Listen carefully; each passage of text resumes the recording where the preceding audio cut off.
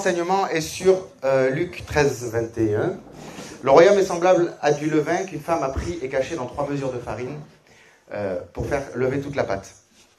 Ça, c'est l'enseignement qu'on va faire en suivi. Hier, on a abordé le levain, donc je suis désolé, vous n'étiez pas là. De toute façon, je compte résumer à chaque fois la découverte qu'on a faite ensemble, d'accord? Comme ça, après, on va déchiffrer le verset, il va se déchiffrer de lui-même au fur et à mesure qu'on met des notions sur les choses terrestres que le Seigneur aborde dans cette parabole. Et on va voir le verset se déchiffrer de lui-même. Il n'y a quasiment rien à faire. On va tous être enseignants. Vous allez voir, c'est génial. Hier, on a vu que le levain... Quelqu'un peut me... Est-ce que vous vous souvenez de ce que c'était le levain hier ou pas du tout? C'est de la farine et de l'eau. Ouais. Et la notion spirituelle qui va avec? Ils m'ont tous dit c'est de la farine et de l'eau. Ils sont magnifiques. Et à un moment donné, il faut la faire mourir au bout d'un an. Voilà. Le renouvellement. Le renouvellement. Le processus de renouvellement. Le Seigneur a voulu vraiment donner un avertissement sur la consanguinité spirituelle. On a vu que le mot levain était lié aussi à ne pas aller voir la nudité d'un proche parent, à ne pas aller vers un proche parent pour créer la vie, parce qu'à un moment donné, ça corrompt le processus de renouvellement. Processus de renouvellement qu'on a vu être essentiel à la création du millénium et à la création et à la fabrication de la nouvelle Jérusalem dans le ciel. D'où l'avertissement qui était ensuite dans Lévitique, et qui disait, vous serez vomis de la terre. Comment a été vomi le peuple avant vous? Qui est Canaan? Qui est descendant de Cham? Qui a vu la nudité de son père? Donc c'est véritablement ce processus de continuel renouvellement des concepts divins, de ce qu'on imagine être Dieu. Même les bons, en fait surtout les bons, parce que c'est à cela qu'on s'attache. Comme j'avais expliqué, le levain c'est quelque chose qu'on mange tous les jours, on s'y attache. C'est presque un animal domestique, hein. J'avais expliqué le processus de comment on fait du levain. Voilà, mais dans le levain, il y a une histoire de reste qui doit être prélevée pour reconstruire la vie. Or, si le reste est constamment dans une consanguinité, le reste ne peut pas reproduire la vie, c'est corrompu. Ok? Donc le royaume de Dieu est semblable à un processus de renouvellement. Et aujourd'hui, on va voir les 3 mesures de farine. Pourquoi 3 mesures? Je ne vais pas trop aborder la farine. Je suis obligé de faire sinon j'en ai pour 6, 7, 8 enseignements, mais... On va surtout se concentrer sur les 3 mesures. J'ai besoin de vous là parce que hier, il y avait beaucoup de bases. Vous avez vu, il y avait des lettres hébraïques pour nous aider à comprendre, etc., etc. Là, on rentre dans une dimension où il y a beaucoup plus de révélations que le Seigneur m'a donné personnellement. Et là, ça va être, vous me faites confiance ou vous ne me faites pas confiance en gros. Mais bon, comme hier, vous avez dit que vous étiez rentré dans un processus de renouvellement, où vous étiez prêt à aborder des nouveaux concepts. Je ne suis pas en train de dire qu'il faut tout accepter, ce que je vais dire. Mais par contre, il faut accepter de tout écouter et de tout étudier devant Dieu. Et pas de suite revenir à ces concepts en disant, non mais par contre là il est écrit. Bon, là il est écrit, là le gars il dit, bon peut-être qu'il y a un chemin entre les deux que je peux essayer de comprendre. Parce que si ça sonne comme la vérité et que je lis une autre vérité, c'est peut-être qu'il existe une vérité supérieure qui les englobe. Ok? Ça c'est la théorie. Ça demande par contre de ne pas avoir peur. Ok? Juste, j'ai pas prévu, là, cet enseignement, je sens que depuis que je me suis levé, le Seigneur me dit en gros, tu vas faire plein de parenthèses. Donc je vais essayer de faire plein de parenthèses sans être trop long, mais là, ça me fait penser à quelque chose d'ailleurs. Moi, c'est comme ça, la découverte de la relativité restreinte, E égale MC2 de Einstein. Qui connaît E égale MC2, enfin, qui sait de quoi il s'agit? Ouais. Ceux qui traînent chez les rabbins, ils en ont sûrement entendu parler, je pense. Je vois Véronique, Myriam, qui font des grands sourires. Elle est née... pourquoi Einstein, pourquoi c'est révolutionnaire? Parce qu'en fait, ils se sont rendus compte que jusqu'à présent, l'ancienne manière de penser, l'ancien levain, qui était vrai, c'était de dire que des forces s'ajoutent. C'est-à-dire, si j'envoie une balle, comme ça, la balle, elle part, il y a une force. Si je marche en envoyant la balle, elle va plus loin. Pourquoi? Parce que ça ajoute à la fois la force que moi j'exécute en marchant, plus la force de l'envoi de la balle. Ok? Rien de plus simple. Ça, c'est une vérité que tout le monde voit. C'est plus complexe que ça, mais je résume pour pas faire trop long. Et ils se sont rendus compte que sur la lumière, ça marche pas. Voilà ce qu'ils se rendaient compte. À un moment donné, ils se sont dit, si on envoie 2 lasers, qu'on prend des distances différentes, les lasers arrivent en même temps. Donc c'est bizarre. Et et c'est là qu'Einstein a dit, il y a 2 vérités à l'œuvre là. Il y en a une qui marche dans le terrestre, et il y a une autre qui marche sur la lumière. Les 2 étaient prouvés scientifiquement, et l'un disait à l'autre, tu peux pas exister. Vous comprenez ce que je veux dire? Et lui, il a dit, mais c'est parce qu'en fait, le référent, c'est pas l'espace-temps, le référent, c'est la lumière. Et ça a révolutionné la science. Le Seigneur, il nous appelle à faire une révolution intérieure aussi. C'est-à-dire, il y a un concept là, moi je sais que c'est vrai, là j'entends un autre concept, Ça a l'air vrai, il y a peut-être une vérité qui est supérieure à laquelle je suis appelé. Est-ce que mon exemple vous a aidé ou vous a complètement perdu? Parce que je vois vos regards. Non, tout va bien? Ok. Je vous explique pas comment les flashs arrivent en même temps, parce que ça tord l'espace-temps, c'est un truc. Allez voir, c'est absolument merveilleux. Ça veut dire que c'est la lumière la vitesse de la lumière qui est référent de l'univers pour Einstein. Excusez-moi, mais la lumière comme référent universel, on savait nous. Ben ouais. Donc lui, il a découvert ça, ça a révolutionné la science. C'était un peu le moment pour nous de dire toc toc toc. Nous, on peut vous en parler si vous voulez. On savait que c'était la référent de l'univers. On savait que c'était pas l'espace-temps, que le reste c'était tout relatif en fait. Ce qui n'est pas relatif, ce qui est invariable, c'est le comportement de la lumière. C'est ce que fait la lumière. Ça tourne autour de ça. Tout tourne autour de la lumière. L'espace, le temps se tord devant ce qu'elle fait. Waouh, c'est Christ. Malheureusement, l'Église n'a pas saisi cette occasion pour faire ça. Et au contraire, ça reste encore des concepts qui appartiennent à la science, alors ça nous appartient en fait. Ça a l'air d'être une parenthèse, mais ça fait exactement partie de ce que j'essaie d'aborder depuis le début, en fait. Donc, les 3 mesures de farine. Pourquoi 3 mesures de farine? Comme j'ai expliqué, le royaume est semblable à du levain qu'une femme a pris et mis dans de la farine. Il n'était pas obligé de préciser 3 mesures. C'est précis 3 mesures. C'est très étrange. On voit bien que ça nous appelle à quelque part. Comme je vous ai expliqué hier, j'aime les premières occurrences, c'est-à-dire la première apparition du mot dans la parole de Dieu. Parce que comme je l'ai expliqué, je répète pour ceux qui n'étaient pas là, si pour moi le mot apparaît à ce moment-là dans la parole de Dieu, pour la première fois, c'est que le contexte a fait jaillir ce mot-là. Il fallait un mot pour expliquer ce qui est en train de se passer. Donc le mot est apparu. C'est comme ça que je fonctionne. Si vous voulez faire cette expérience, vous pouvez le faire. Dès que vous cherchez un mot, vous dites, tiens, quand est-ce que c'est la première fois? C'est facile, hein, l'évangile.com. Vous tapez sur les Strong, vous faites que cliquer et vous êtes carrément théologue. Non, je rigole pas. Vous n'êtes pas théologue, mais vraiment, vous pouvez faire ce travail-là. Ne croyez pas que c'est trop sophistiqué ou c'est trop difficile. Non, moi je l'ai fait. Ouais. Mais toi, ils vont dire, oui, mais c'est Michel Bastier. Tu vois. C'est simplement un jour, j'ai dit, tiens, mais quand tel mot est-il apparu? Oui. Et c'était pour rire. Pour le mourir? Ah, c'est beau ça. Et c'était quoi alors? C'était Sarah. C'était pour Isaac? Sarah, c'est la première qui arrive. C'est la première qui arrive. C'est pour eux. Ça apparaît avec elle. Ouais. Et son fils va s'appeler... Comme ça. Voilà. Amen. Mais c'est de ce passage qu'on va parler en plus. Parce que c'est là aussi où pour la première fois apparaît le mot farine. Ah oui. Hein. Ouais. Et ce qui est fou, c'est que c'est là aussi que 3 mesures de farine apparaissent. Ouais, c'est ouf, hein. Pareil, je suis allé voir, moi j'allais juste chercher le mot farine, quand j'ai vu qu'il y avait écrit 3 mesures de farine, j'ai dit c'est là. C'est bon, c'est là où je dois m'arrêter. Genèse 18. 18, qui c'est qui peut me le lire? Jude, ça te dérange pas? Je vais chercher. Pardon, j'ai pris au dépourvu. Ou quelqu'un d'autre qui est prêt, hein, moi ça me dérange pas, je me fiche. Je sais pas, Robert me trahit. Alors, du début, je dirais stop. 18, chapitre 18 du début, et on va s'arrêter quand il arrive avec de la crème pour le donner au Seigneur. L'Éternel lui apparut parmi les chaînes de Mamré. Comme il était assis à l'entrée de sa tente pendant la chaleur du jour, il leva les yeux et regarda, et voici 3 hommes étaient debout près de lui. Quand il les vit, il courut au-devant d'eux depuis l'entrée de sa tente et se prosterna à terre. Et il dit, Seigneur, si j'ai trouvé grâce à tes yeux, ne passe point, je te prie, loin de ton serviteur. Permettez qu'on apporte un peu d'eau pour vous laver les pieds et reposez-vous sous cet arbre. J'irai prendre un morceau de pain pour fortifier vos cœurs, après quoi vous continuerez votre route, car c'est pour cela que vous passez près de votre serviteur. Ils répondirent, fais comme tu l'as dit. Abraham alla promptement dans sa tente vers Sarah et dit, vite, 3 mesures de fleurs de farine, pétris et fait des gâteaux. Continue. Et Abraham courut à son troupeau, prit un veau tendre et bon, et le donna à un serviteur qui se hâta de l'apprêter. Il prit encore de la crème et du lait avec le veau qu'on avait apprêté, et il les mit devant eux.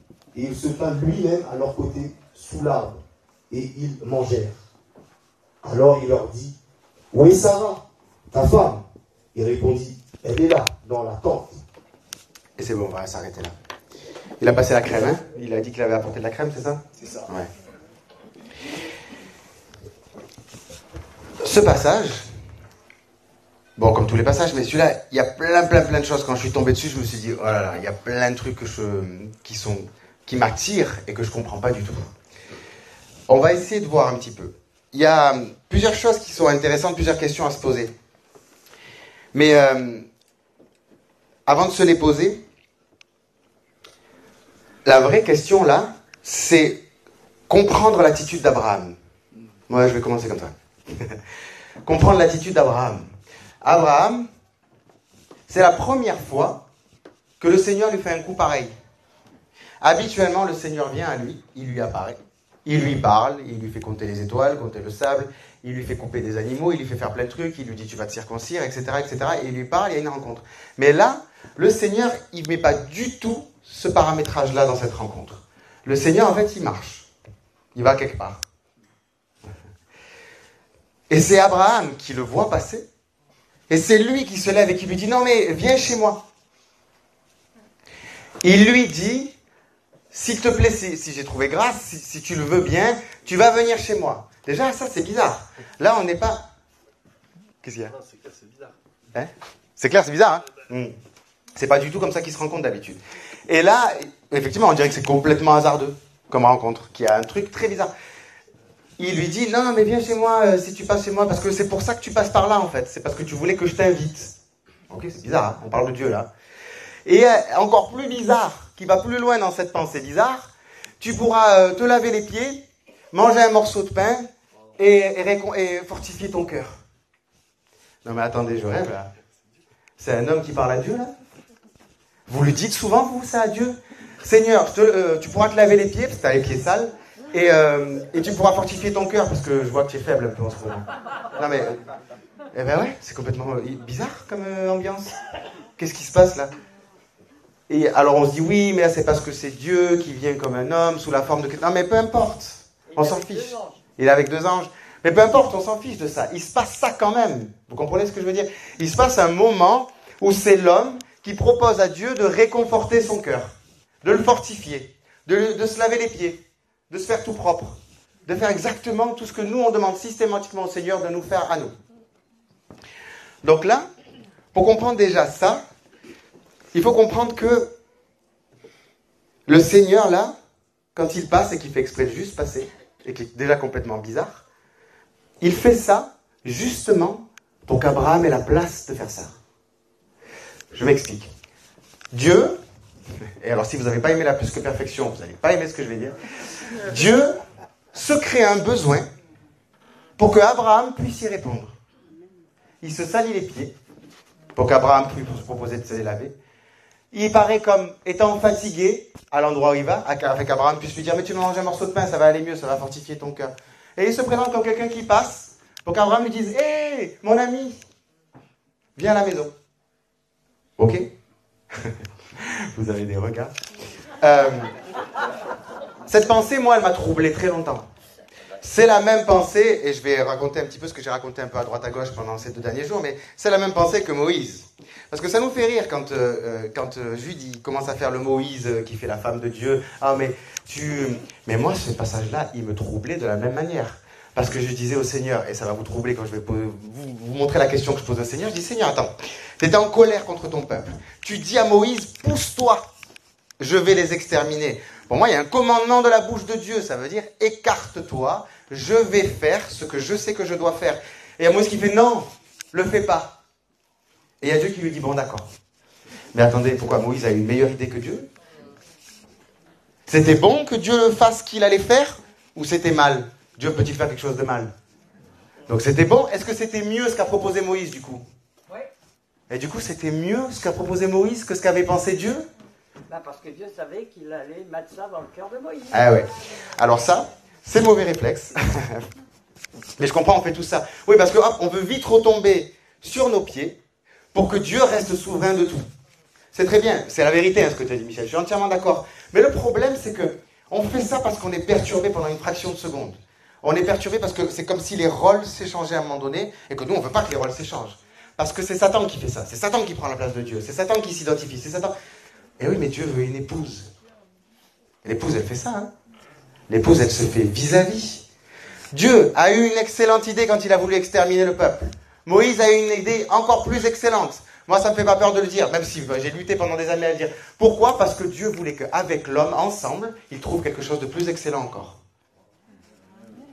Est-ce que ça veut dire que Dieu n'en avait pas l'idée? Bien sûr que Dieu est capable d'en avoir l'idée. Mais ce n'est pas parce qu'il en est capable qu'il a envie de le faire. Ce qu'il a envie, c'est une relation avec l'homme par-dessus même son omnipotence et son omniscience. Il est d'abord amour. Ensuite, omnipotent, omniprésent, omniscient. Donc si son amour a besoin d'arrêter d'être omniprésent pendant une fraction de seconde, il le fait. Hein. Si son amour a besoin d'arrêter d'être omniscient pendant une fraction de seconde, il le fait. Et ça crée ce genre de situation. Je vais aller directement à l'étude numéro 4. C'est pas grave. L'attitude d'Abraham, le vis-à-vis, restaurer le cœur de Dieu. Maintenant, il faut comprendre un truc. Quand moi j'ai commencé à dire, ok, ça va Seigneur, j'accepte ton idée de besoin. Elle me dérange, je l'aime pas, mais je l'accepte. Et le Seigneur m'a dit, puisque tu l'acceptes, je vais te montrer que tout l'univers a été créé comme ça. C'est-à-dire que le Seigneur me disait, pourquoi tu existes? Pourquoi l'univers existe? Parce que j'en ai envie, j'en ai besoin. J'ai créé un besoin. J'étais moi. Et quelle est cette fraction de seconde folle où le Seigneur a dit, maintenant je vais créer un univers. Alors le maintenant, il ne veut rien dire, parce qu'il n'y avait pas de temps, plus ou moins dans l'espace-temps où je parle. Mais cette fraction de seconde, elle a existé quand même. C'est ce que les scientifiques appellent le Big Bang. Voilà. Mais il y a peut-être quelque chose avant, on n'en sait rien, parce qu'ils n'en savent rien. Tous les jours, ils disent, on a trouvé la dernière truc, et puis ils se rendent compte, comme tu dis, qu'en fait, Exactement. Il s'est passé plein d'histoires. Il y a eu une histoire avec Lucifer, qui est devenu Satan, etc. Il y a une première histoire d'amour déjà brisée. Il y a déjà une histoire d'amour que le Seigneur voulait avec les anges qui s'est brisée. Il a déjà été déçu une première fois. Il y a plein de choses qui se sont passées. Mais de toute façon, avant tout ça, avant qu'il crée, au moment où il crée, il n'y a pas de moment, mais comprenez ce que je suis obligé de dire. Je suis obligé d'utiliser des mots pour qu'on se comprenne. Il y a une fraction de seconde où Dieu s'est dit, je vais créer un truc parce que j'ai envie de partager avec lui. Mais si Dieu reste dans sa position omnipotente, omniprésente, omnipuissante, tout ce que vous voulez, comment il va créer une relation avec l'homme? Comment il va créer même quelque chose? Parce qu'il n'existe rien de bon en dehors de lui. Alors pour créer quelque chose, il faut bien que ça sorte de toi. Il fait comment là? Vous comprenez le paradoxe? Donc il choisit de prendre, à un moment donné, une identité. On va comprendre pourquoi il fait ça, au fur et à mesure. Là c'est troublant, mais on va aller de plus en plus loin. Mais en fait ça ne devrait pas être troublant, parce que si vous réfléchissez d'un point de vue purement amour, et que vous évitez de le voir sur un plan de vue purement théologique, ça fait sens. C'est comme ça qu'il nous aime. Il nous aime au point de s'adapter, lui, à nous, afin de nous laisser la place. C'est trop beau, en fait. C'est toute une histoire d'amour, parce que qui a envie d'être dans une relation d'amour, où ta femme, elle te dit, j'adore notre relation d'amour, mais j'ai pas besoin de toi.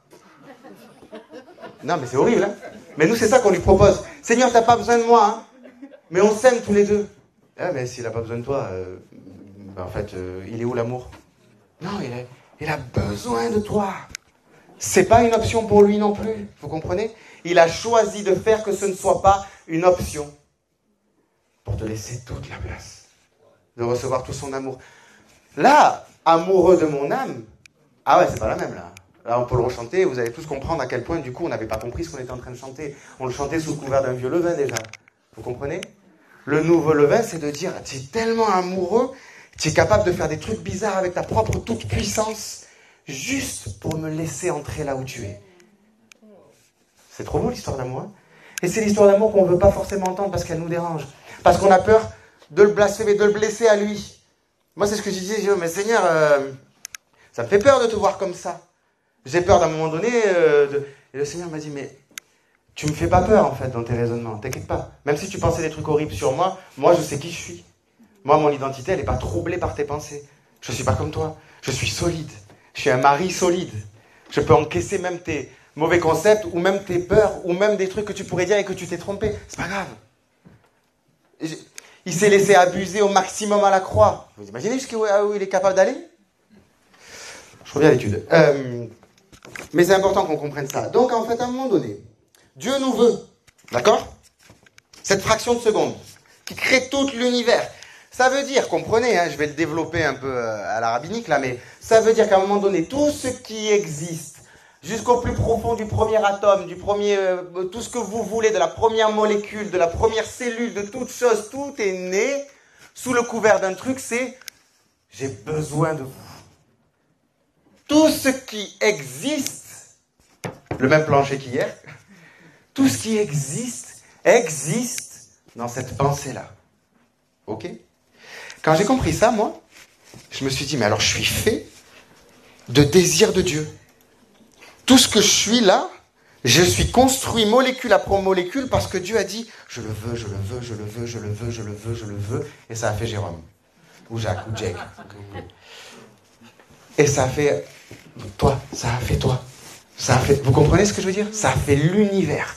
L'univers est constitué comme ça. Et je me suis dit, mais comment ça peut être le fondement de tout ce qui existe et je ne l'ai pas vu plus tôt? C'est ça le vieux levain. Parce que je voulais répondre à la place de Dieu, à des questions que moi je lui posais. Je lui pose des questions, mais quand même je m'attends à une réponse que je sais déjà. Vous comprenez? Hier je vous ai dit, c'est très dangereux, et on le fait tous. Je suis le premier à le faire, je le fais encore beaucoup. Il y a encore plein de dépouillements que le Seigneur attend de ma part. Mais je voulais vous montrer là un petit aperçu à quel point quand ça se déchire, ce que ça peut faire à l'intérieur. De se dire, mais on va où là? Mais c'est plus du tout le Dieu qui a été prêché jusqu'à présent là. Moi je ne connais pas ce Dieu-là. Mais ouais, moi non plus. Mais ce que je vous propose, c'est qu'on le connaisse tous ensemble. Parce que c'est lui qui nous appelle, c'est lui qui a formé l'univers. C'est le Dieu d'Israël, ça, en fait. C'est ce qu'il est en train de faire avec Abraham, là. Je suis en train de le lire avec vous, je n'invente rien. Vous avez lu le même passage que moi. Il passe, et il attend que son ami Abraham l'invite chez lui. Il avait besoin d'être invité, il avait besoin de se laver les pieds, il avait besoin de fortifier son cœur. Quand je suis rentré dans cette relation-là, le Seigneur m'a expliqué un truc qui est peut-être plus simple pour que vous compreniez. Le bon berger. Le Seigneur me disait... Je suis ton bon berger.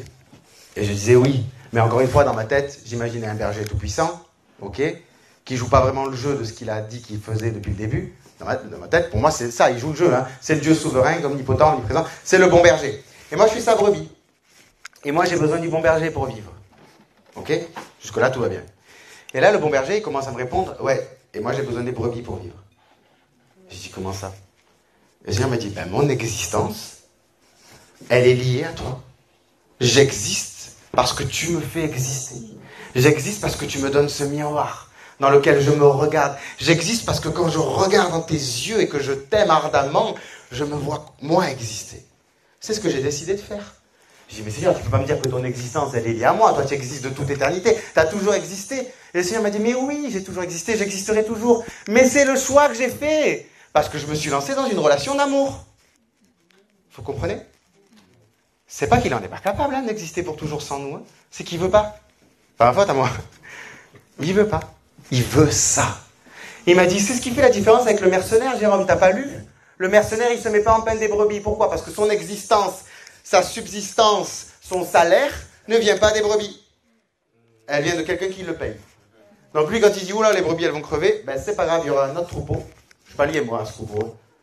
Mais le Seigneur, il dit, mais moi, je le défends, parce que c'est ma vie qui est en jeu. Vous comprenez? Je défends ma vie. Mon peuple, c'est ma vie. Mon peuple, c'est mon existence. Mon peuple, c'est la prunelle de mon œil. Mon peuple, c'est mon cœur. Mon peuple, c'est moi. On savait tout ça, on l'avait lu. Mais là, d'un coup, ça devient autre chose. Là, d'un coup, on se dit, ah ouais, à ce point-là, en fait. Mais non, même pas à ce point-là. Ça va plus loin. Moi, j'en sais pas jusqu'où ça va. Mais je suis sûr d'une chose, c'est que continuellement, ça va plus loin. C'est ce qu'on a vu hier. Donc même sans voir, même sans le savoir, je peux vous dire, ça va même plus loin que ça. Qu'est-ce qu'il n'est pas prêt à faire, ce Dieu? C'est incroyable. Qu'est-ce qu'il n'est pas prêt à donner? Comment il n'est pas prêt à se mettre en péril? Et ça devrait nous parler à nous. Aux Juifs, pas du tout. Mais à nous, oui, il est monté sur une croix. Il est allé jusqu'à la mort. C'est ce qu'on dit, non? Il est mort pour nous. Il a fait taire son existence. Il est mort pour que nous, on vive avec lui. Et pourtant, ça nous choque. Quand on regarde à l'intérieur, quand on regarde plus en détail, on ne veut pas vraiment le voir, ça nous choque, on a peur de le voir faible. Mais eux, ils l'ont vu nu sur une croix, complètement défiguré par la violence, dans une manière la plus faible qu'aucun autre homme sur la terre n'a jamais vue. C'est comme ça qu'il s'est montré. C'est là où on est né, nous. Et c'est là où il nous attend encore. C'est à cet endroit-là qu'il nous veut. Qu'on le voit comme ça, afin qu'on comprenne. Qu'on comprenne quoi? C'est là que je veux en venir.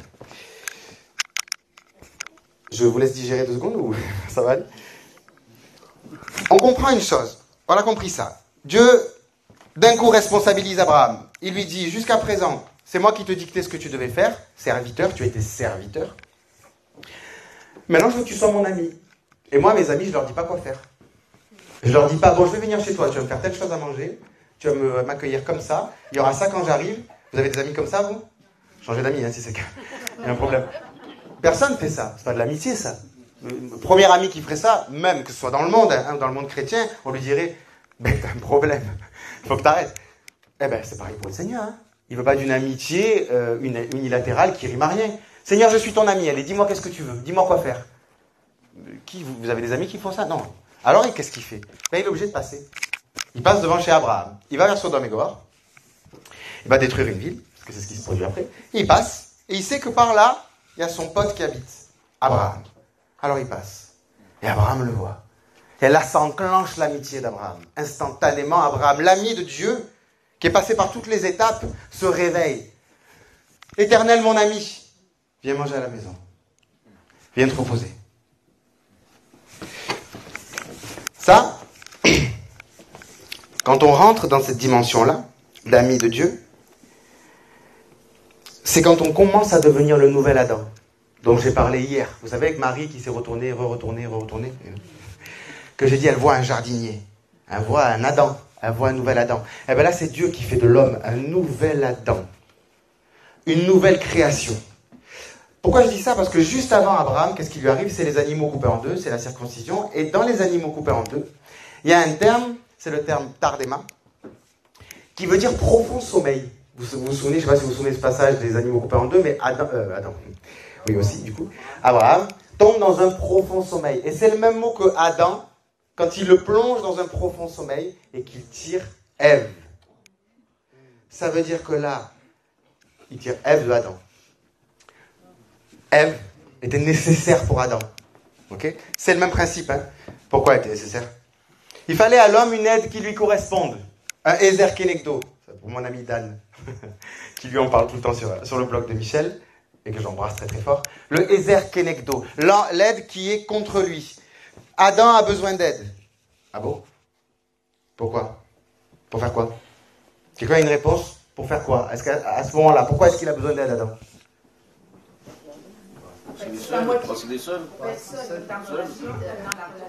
Parce qu'il est seul.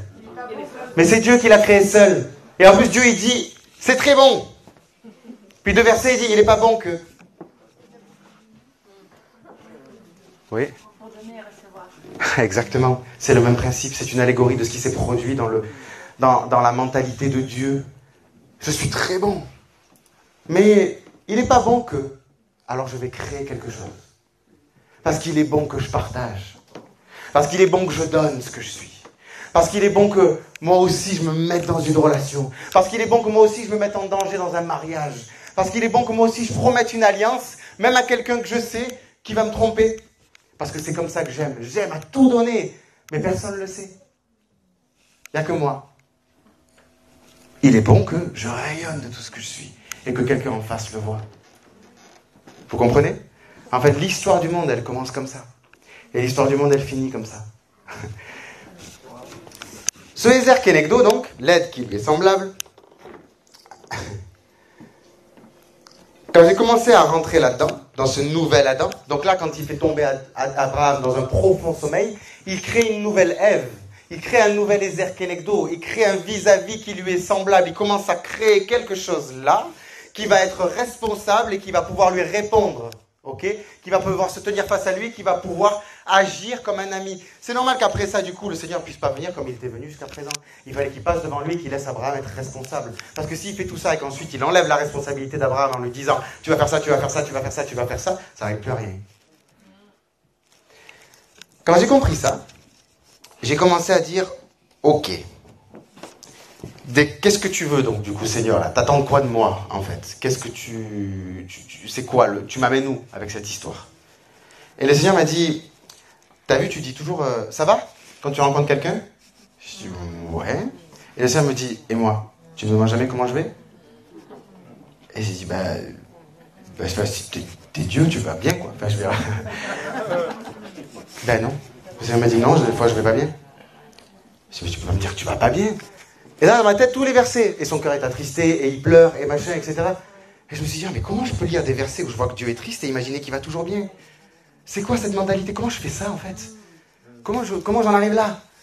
Non, il va pas bien, en fait. Des fois, il va pas bien. Et nous, on vient, Seigneur, je te célèbre, je suis dans la joie. Et Dieu, en fait, lui, il est mort. Dans son cœur, il est explosé de tristesse. Et nous, on est là, on va danser autour de toi, on va faire la fête. Non, mais c'est horrible, hein. C'est ce que j'ai réalisé d'un coup que je faisais. Je me dis, oh mon Dieu, Seigneur, pardonne-moi, je suis désolé. Je te respecte pas du tout dans tes humeurs, en fait. Je sais pas comment tu vas. Et le Seigneur me dit, tu sais comment elle va, ta femme? Je dis, oui, tous les jours, je sais comment elle va. Il dit, tes amis les plus proches, même quand tu les vois pas, qu'ils habitent pas chez toi, tu sais comment ils vont? Je dis, bah oui, je prends des nouvelles. Il me dit, et moi, tu me dis que je suis la personne la plus proche de toi, la plus intime, et tu sais pas comment je vais. Vous savez qui ne sait pas comment va qui, et qui sont très très très proches? Les enfants avec leurs parents. Pourquoi? Parce que dans la tête des enfants, les parents sont invincibles. Ils vont toujours bien. Alors ils leur posent pas la question, c'est pas leur responsabilité. Leurs parents sont parfaits, c'est des héros, ils vont toujours bien. Et les parents, quand ils voient ça de l'enfant, ben, ils vont pas leur dire, écoute-moi, à son gamin de 4 ans, j'ai des problèmes, j'aimerais t'en parler. Vous comprenez? Eh ouais. Mais du coup, Dieu fait pareil avec nous. Il peut pas nous asseoir en disant, j'ai des problèmes, je voudrais t'en parler. Parce qu'on lui montre qu'on a 4 ans et qu'on lui demande même pas comment il va. On s'en soucie pas. Alors je commence à dire, ok, on va s'asseoir, Seigneur, et tu vas me dire comment tu vas. Et là, il me dit, ben ça va pas trop. Je dis, ok, bon, dans le détail, il me dit rien de particulier. Et là, le Seigneur, il dit, et toi? Ben, je dis, ben moi, là, à ce moment-là, j'avais des problèmes de couple. Et surtout, je remarquais que beaucoup de gens autour de moi avaient des problèmes de couple.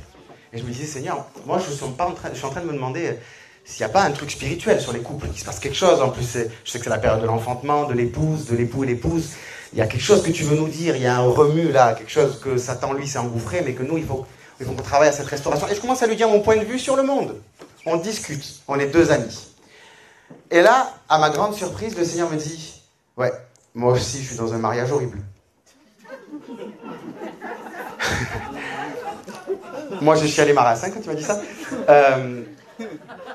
Toujours d'ailleurs. Mon Seigneur, mon Dieu, comment tu mérites pas d'être dans un mariage horrible. 2 petites secondes. Je sais pas, on a tous des couples, je fais plus ou moins des couples. On sait que ça peut devenir très difficile. Et là, d'avoir Yeshua en face de moi qui me dit, ben, je suis dans un mariage horrible. Et je dis, mais pourquoi? Alors que je le sais, hein, pourquoi? Mais là, d'un coup, il me dit ça comme un ami, je sais pas de quoi il me parle. Mais je sais que ça va pas à l'église. Je sais bien que ça va pas le peuple de Dieu. Ça doit être ça la raison, mais là, c'est même pas dans ma tête, là. Là, j'ai un ami qui souffre. Vous comprenez la différence? Je dis, mais pourquoi? Il dit, parce que je suis fou amoureux de ma femme, mais elle veut pas de moi. Ouais.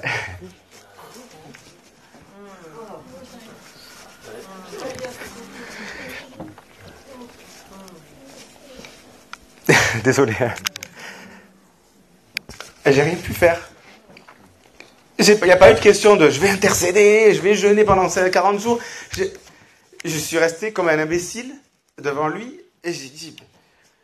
Et j'ai juste posé ma main sur son épaule, comme j'aurais fait pour n'importe quel ami qui me dit ça. Et ça a suffi pour lui. C'était tout ce qu'il voulait de moi, en fait. Il voulait pas un serviteur, là. Il voulait un ami qui comprenne sa douleur. C'était juste l'étape au-dessus. Après, on en a reparlé. Et j'ai dit, bon, qu'est-ce que je peux faire? Dis-moi, comment je peux t'aider? Et il m'a dit plein de trucs. Mais sur le moment, juste vivre cet instant-là. Je vous promets, des révélations, j'en ai plein. J'ai plein de trucs, j'en ai partagé un petit peu hier soir pour ceux qui sont restés avec les livres, le rouleau des livres, les livres de la vie et tout, et plein de trucs merveilleux. Mais ce moment-là, il a transformé tout mon être. Il y avait quelque chose qui m'a transpercé. Je me suis dit, mais j'aime pas Dieu. J'aime pas Dieu tant que je suis pas dans cette position-là. J'aime pas Dieu tant que je peux pas poser ma main sur son épaule comme n'importe quel ami que j'ai pour lui dire, je pourrais pas faire grand-chose, mais je te comprends. Je compatis. Et en plus, ben c'est l'époux idéal, quoi. C'est horrible de sa part. Je veux dire, on peut toujours trouver le pour et le contre chez l'homme, chez la femme, on essaie de régler les problèmes. Mais lui, les problèmes, il en a pas. Lui, il est vraiment, réellement fou amoureux. Il est vraiment à 100% dans la relation. C'était pas juste. C'était trop injuste. Et c'était tout ce qu'il attendait de moi. Je continue, excusez-moi. Est-ce que vous vous sentez là où on va, plus ou moins là, dans ce que je suis en train de dire? Vous comprenez? Vous êtes toujours avec moi? C'est des concepts qui sont difficiles à comprendre avec l'entendement parce qu'il faut aller les expérimenter, en fait. Mais pour les expérimenter, il faut se calmer un petit peu. Il faut revenir à un truc très simple, très bien, qui est « Salut mon Dieu, comment tu vas ?» C'est tout. Hein. Dire, je sais que je t'ai demandé beaucoup de choses. Je sais que je t'ai beaucoup projeté, même d'amour, hein, projeté de gloire. Et c'est pour ça que je disais, amoureux de mon âme, on projette beaucoup de choses, je te projette beaucoup de louanges, je sais bien, mais à un moment donné, j'ai juste envie de savoir comment tu vas. Et le Seigneur, il va vous répondre. Il attend que ça. Si vous faites le nécessaire pour ne pas avoir 3-4 ans d'âge mental et de faire comme si vous demandez comment ça va, il va vous répondre très sincèrement, d'homme à homme, de femme à femme, d'époux à épouse. Vous comprenez? Et là, on n'est même pas dans la dimension de l'épouse, là. On est juste dans la dimension de l'ami. Je la connais pas, la dimension de l'épouse. Hein. Je ne fais pas de mystère, sinon je vous l'aurais donné. Hein. J'ai remarqué qu'avec les disciples sur le chemin d'Emmaüs, il se produit la même chose. Il se produit une chose étrange qui est... Je ne vais pas le faire lire parce que j'ai pris déjà beaucoup de temps, là. Je suis désolé, je vais essayer d'aller un peu plus vite.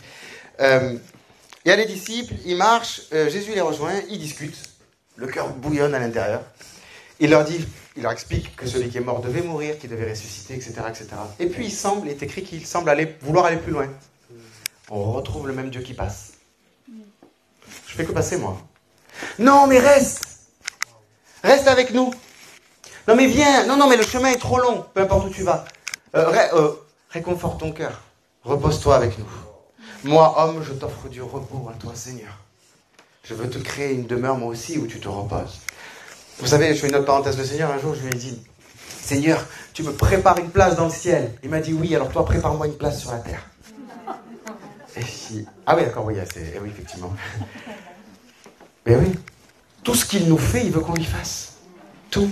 Il n'a pas peur de cette relation-là. Et tout est cohérent quand on fait ça. On n'y croit pas trop au début, mais en fait, tout est cohérent. Et on se rend compte que c'est là où on est le plus libre. C'est là où on est vraiment responsable vis-à-vis de l'alliance. Donc, il va avec eux. Qu'est-ce qu'il leur offre? Qu'est-ce qu'ils auront et qu'ils le reconnaissent? Du pain.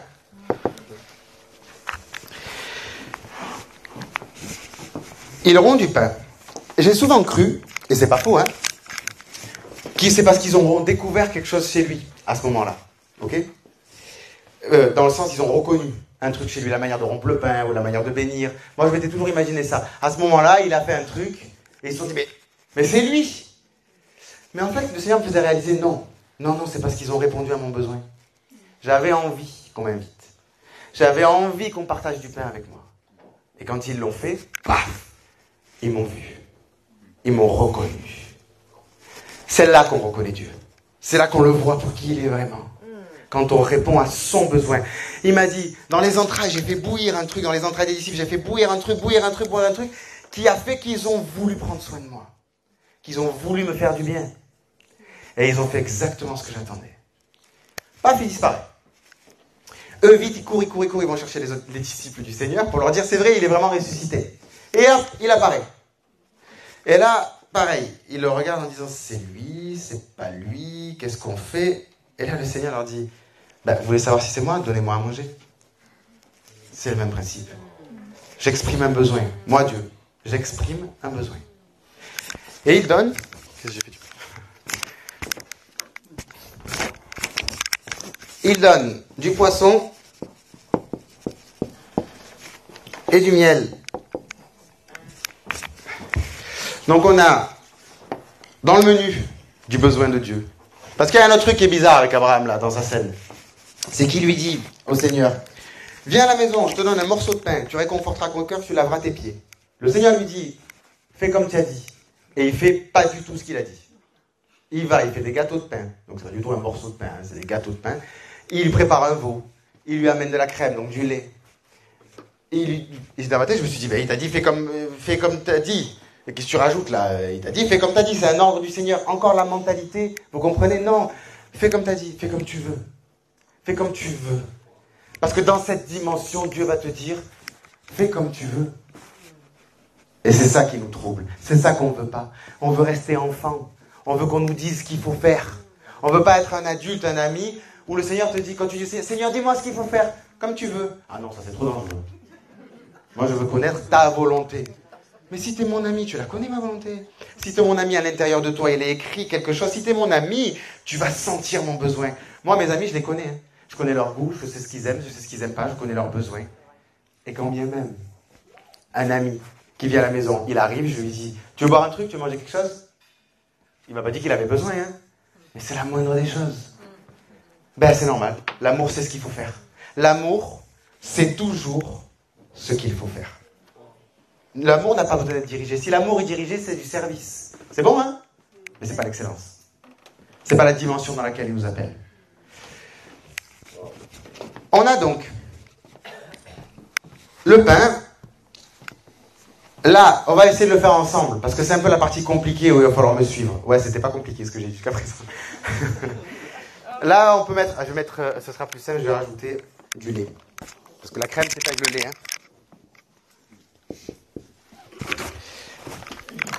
Quand j'ai regardé le menu, je me suis dit, en fait, dans le cœur d'Abraham et dans le cœur des disciples, il y a un besoin qui est exprimé de la part de Dieu. Et dans le cœur des disciples, il y a une réponse. Ok?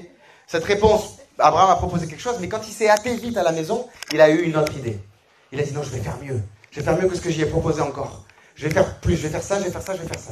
Et c'est le menu que le Seigneur veut, on va dire ça comme ça, il a 3 aliments. Il a 3 étapes. Je ne sais pas comment on dit en français, il n'y a pas de mot pour dire. Il a 3, en anglais on dit courses.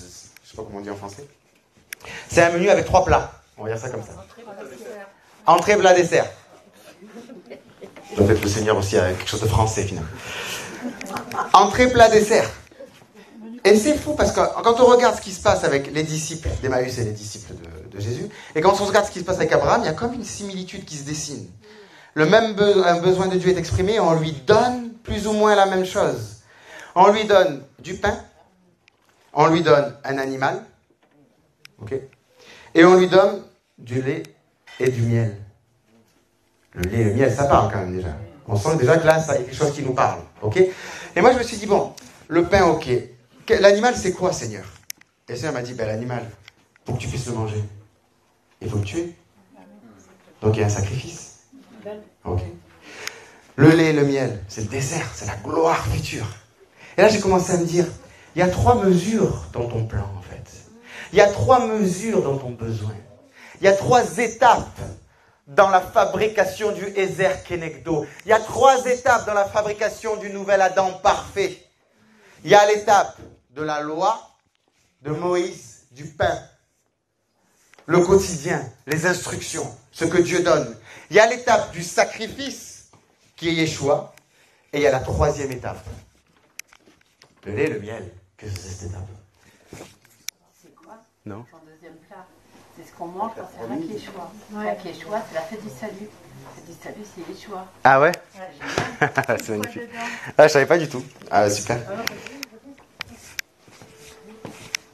Ça, c'est la gloire à venir.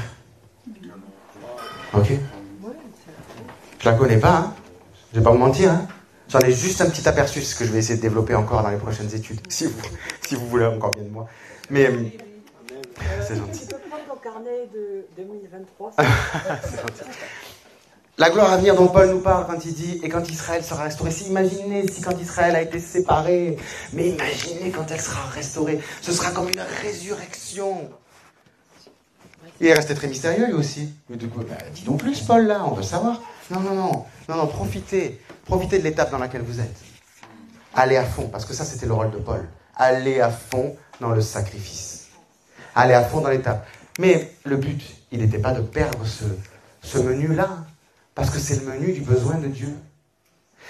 Alors, que ce soit clair. C'est la même alliance là. Ok? C'est une seule et même alliance. Dieu a fait une seule alliance. On dit nous souvent la nouvelle alliance, mais en fait, c'est la même alliance qui est renouvelée. Ok? Systématiquement. L'alliance en Moïse, Yeshua n'est pas dit maintenant je l'efface et maintenant il y a moi. Non, il l'a englouti dans sa gloire. L'alliance de Moïse était un projecteur. Le Seigneur est venu comme un soleil. Le projecteur est toujours allumé, hein? Le projecteur est toujours là, tout va bien. Le Seigneur n'écrase pas ce qu'il a fait. Le Seigneur le surpasse dans une nouvelle perfection. C'est pour ça que j'ai commencé par le levain. C'est pour ça que la parabole commence par le royaume est semblable à du levain. C'est-à-dire un renouvellement, un processus de renouvellement dans 3 étapes majeures. Ce qui veut dire que l'alliance, c'est et ce sera toujours, et ça a toujours été, Yeshua. Je ne suis pas en train de dire que Yeshua va être effacé ou quoi que ce soit, loin de là. Il ne sera jamais effacé. Je suis en train de dire qu'il va apparaître encore plus splendide à nos yeux. Mais il va paraître aussi plus dangereux à nos yeux, dans le sens que si Dieu a des besoins, si Dieu commence à les exprimer, malheur à celui qui ne répond pas aux besoins de Dieu. Vous comprenez? Malheur à celui qui, quand le Seigneur vient dans cette étape-là, et déjà dans celle-là, mais là, on peut encore faire quelque chose, hein, mais dans cette étape-là, en ayant 3-4 ans d'âge mental spirituel, parce qu'il ne pourra pas répondre aux besoins de Dieu. Là, il peut encore travailler à répondre aux besoins de Dieu, là. Mais là, il veut une épouse. Là, tu peux encore être ami. Et d'ami, tu auras un laps de temps pour devenir épouse. Il va t'aider, parce qu'il attend que ça. Mais si là, tu es bébé, là, tu es enfant, un enfant, il n'en fait pas une épouse. Il y a un projet de maturation. C'est maintenant, là. Là, aujourd'hui, j'ai pas dit tout ce que j'avais prévu. J'ai dit tout ce que j'avais pas prévu. Mais ce que je veux que vous compreniez, c'est que ce processus de renouvellement-là, Michel, elle l'a dit, l'épouse, elle se prépare. Elle a dit aussi, Yeshua viendra quand son épouse sera prête. Donc en fait, le Seigneur, il nous attend là. Vous comprenez? Moi, il y avait une parole bizarre de Yeshua que je ne comprenais pas. Quand ils lui disent, mais à la fin des temps, dis-nous comment ça sera. À la fin des temps, vous entendrez des bruits de guerre, vous entendrez des guerres, vous entendrez ci. Il se passera ça, on vous dira le Messie est là-bas, vous voyez tout le passage. Là, et moi je dis, ah ouais, d'accord, il va se passer ça. Alors j'essaie de checker par rapport à là où on en est, est-ce qu'on a checké ça, Puis il finit avec cette phrase étrange, mais cette génération ne passera pas que toutes ces choses soient arrivées. Eh bien Seigneur, ça fait 2000 ans, hein. Alors à moins que ce soit 2000 ans, une génération pour toi, il y a un problème là. Et le Seigneur me faisait comprendre, il me disait, oui, mais si seulement vous aviez fait ça, puis vous aviez fait ça, ben, je serais venu. Mais moi j'attends que ça en fait. Mais moi ça fait 2000 ans que je vous attends. Mais moi ça fait 2000 ans que j'ai mis la fin des temps dans vos mains. Et vous n'arrêtez pas de me dire, c'est entre tes mains, c'est toi qui la feras arriver. Moi j'arrête pas de vous dire, non, c'est entre vos mains, c'est vous qui la ferez arriver. Eh oui. Et donc alors, heureusement qu'il y a le processus de renouvellement. Je fais une nouvelle génération. Et je donne encore l'opportunité de venir. Mais j'attends là. Moi je suis l'époux, je vous ai dit, je suis fou amoureux. Je vous attends. Alors c'est cette génération-là, vous allez être prêts? Ah non Seigneur, on a encore des enfants.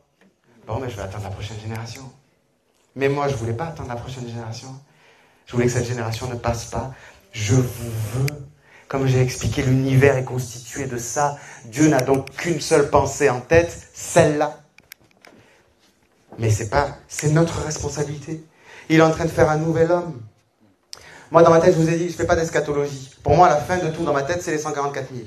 Parce que moi, je m'en fiche du déroulement. En fait, je m'en fiche pas. Mais je veux dire, je ne m'intéresse pas au déroulement. De savoir, ensuite il y a ça, ensuite il y a ça, ensuite il y a ça. C'est très intéressant. C'est pas ça que je suis en train de dire. Je suis en train de dire que moi, c'est pas mon truc. Que c'est pas ma partie. Moi, je vise les 144 000. Pourquoi? Parce que ce peuple-là, il a quelque chose de parfait. Il a quelque chose du lait et du miel. Il ressemble à quelque chose de glorieux que je comprends pas. Il ressemble à une gouvernance du millénium qui sait exactement ce qu'elle doit faire. Il ressemble à des gens responsables qui sont une vraie épouse de Dieu. Et je me dis, oui, mais c'est à moi de les faire arriver, ces gens-là. Et oui, c'est ma responsabilité. Parce que, comme on a dit, c'est serviteur.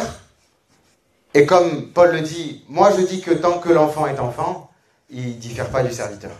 Parce qu'on est obligé de lui dire, tu fais pas. Ok? Donc, serviteur / enfant, si vous voulez, pas de souci. Serviteur / enfant, ami, épouse. Mais sinon, on rentrera pleinement dans le processus d'amis, qu'il est venu pour ça, hein. Eh bien, on ne va jamais faire basculer l'alliance dans l'épouse. Jamais. C'est à nous de le faire. C'est notre responsabilité. Il faut arrêter de dire à Dieu, ah, fais-le bientôt. Le Seigneur, lui, je sais qu'il est écrit, l'esprit et l'épouse disent, viens. Et c'est très bon, hein, je suis d'accord avec ça. Mais le Seigneur aussi dit, viens. Le Seigneur aussi dit, lève-toi. Le Seigneur aussi, il est en train de nous dire, maintenant c'est moi qui vous dis, viens. C'est moi qui vous dis, entre dans cette dimension. Sois mon ami. Je recherche des amis. Des serviteurs, j'en ai plein. Je veux des amis. Je veux un Ezer Kenegdo. Une aide qui me soit semblable. Ça demande de comprendre son besoin. Je vais arrêter là.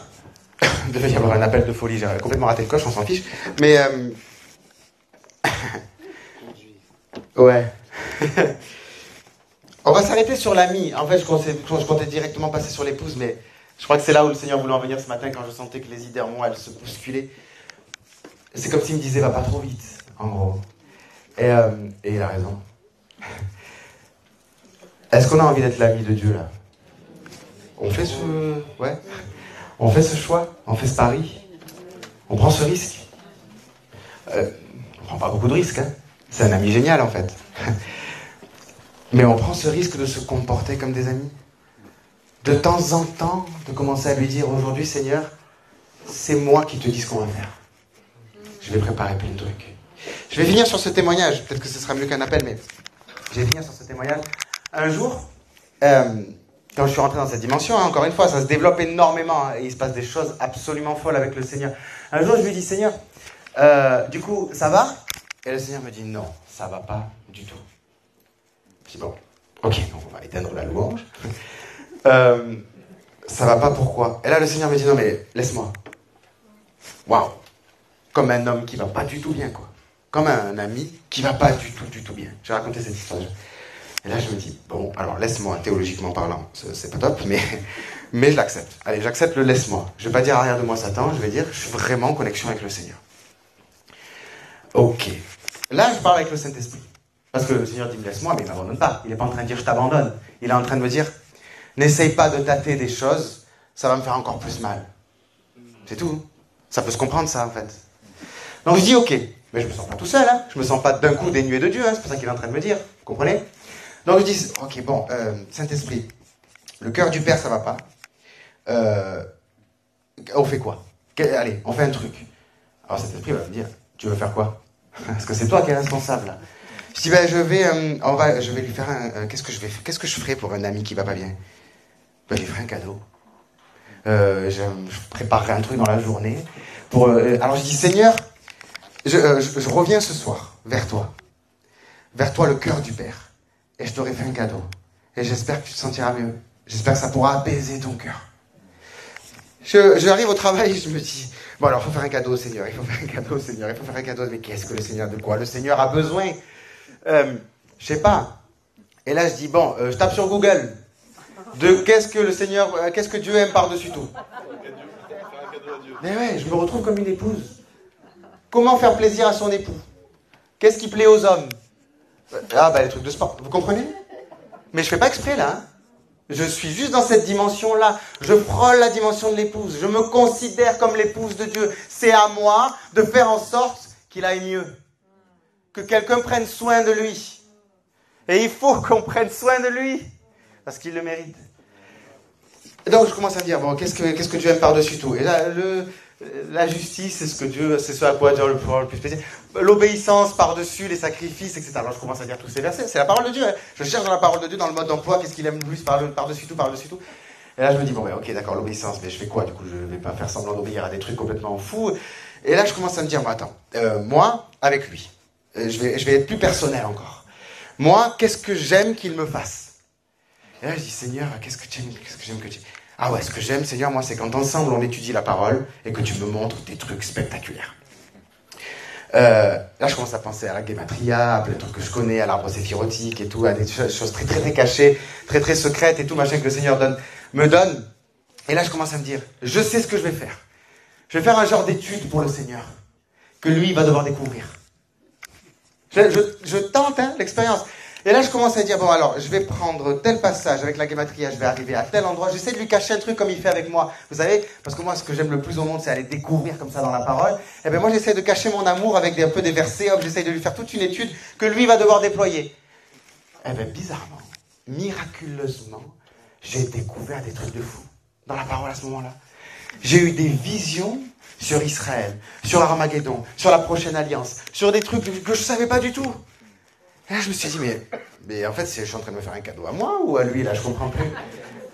Et c'est là que le Seigneur voulait me faire comprendre. Il me dit, mais dans cette dimension, il n'y a plus de toi, il n'y a plus de moi, il y a nous.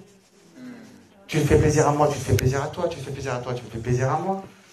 Et donc, je suis arrivé le soir, Et je dis, voilà Seigneur, j'ai fait ça, j'ai prié pour ça. Là, tu m'as amené sur Armageddon, j'ai prié pour un truc. Là, tu m'avais dit, là, là j'ai trouvé une dans l'étude qu'il fallait restaurer. Du coup, j'ai prié pour ça et j'ai fait... Et le Seigneur il m'a dit, tu sais quoi? C'est exactement pour ça que j'étais triste.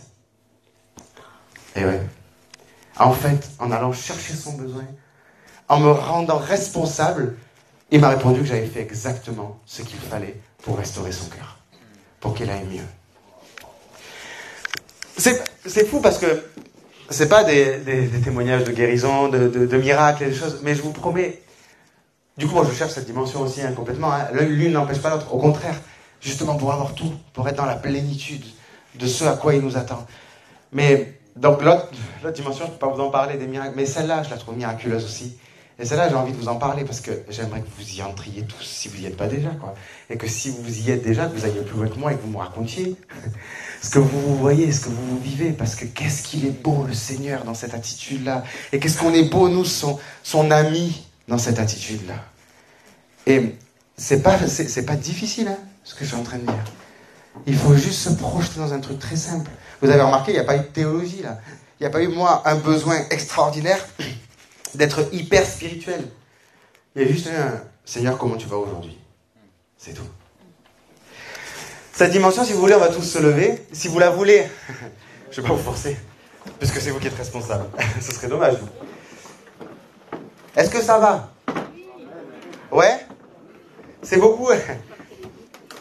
Ma sœur, là-bas au fond, là, je ne sais plus comment tu t'appelles. C'est nouveau pour toi? Ouais. On parlait de ce qui est nouveau, ce qui n'est pas nouveau. C'est pas du tout nouveau, hein? Ah ben tu veux venir avec moi alors du coup? Vous voyez, c'est pas nouveau pour elle non plus. Allez la questionner aussi. Apparemment elle sait. Ah non, non, non, oui. Que ton oui soit oui. Est-ce que... Elle est où la sœur qui fait le piano? Elle mange. Elle mange? Ouf, juste attends.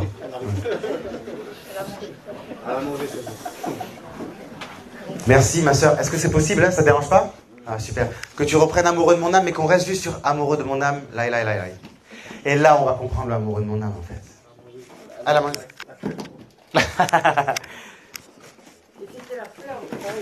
Et c'était la fleur de farine. Exactement. Oui. Ben ouais, ben là on pourrait. Depuis ça, c'est pour ça que j'ai dit si on pourrait faire même 10 enseignements quoi, qui pourraient tourner autour de ça. En fait, c'est un vrai appel de la part de Dieu. En fait, c'est un vrai. J'ai besoin de vous. Ouais. Oui, c'est le meilleur. C'est la meilleure position. C'est la position. Je vais l'aborder après, mais la position de la reine avec le roi quoi. C'est cette position-là. C'est la crème de la crème de la crème. C'est je te donne la moitié de mon royaume. Je te donne la moitié de ma responsabilité, de tout ce que je suis. Tu seras la moitié de tout ce que je suis. Tu seras la chair de ma chair, les os de mes os. Là, c'est carrément la dimension de l'épouse. Je l'ai pas, moi, cette dimension, je vous le répète, à ma grande honte. Hein. Mais déjà, là, on va se projeter dans celle de l'ami, quoi. C'est beau, déjà. C'est une belle chose. Celui qui est capable de voir passer son Dieu et de lui dire, viens à la maison manger un bout. Celui qui est capable de dire, comment tu vas? Et d'entendre la réponse. Et de faire quelque chose. Parce que moi, mes amis, je les laisse pas quand ils me disent qu'ils vont pas bien. Et je dis pas justement, je prierai pour toi. J'essaie de faire quelque chose. J'essaie de faire un truc qui le touche. J'essaie de lui offrir quelque chose. J'essaie de lui offrir. Je me mets en peine en me disant, je ne peux pas m'endormir si mon ami, il va pas bien. Je veux lui dire des mots d'amour. Je veux lui dire, mon frère, ça va aller. Et des fois, le Seigneur a juste besoin qu'on lui dise, Seigneur, toi tu le sais, ça va aller. Ça va aller. À la fin, dans ton plan, tu t'en sors, Seigneur. Tu t'en sors très bien avec ton épouse. Et vous êtes heureux ensemble. Vous avez des noces. C'est beau. Ton histoire, elle finit bien. Des fois, elle a juste envie d'entendre ça. L'ami, excusez-moi, juste amoureux de mon âme, elle a réalisé.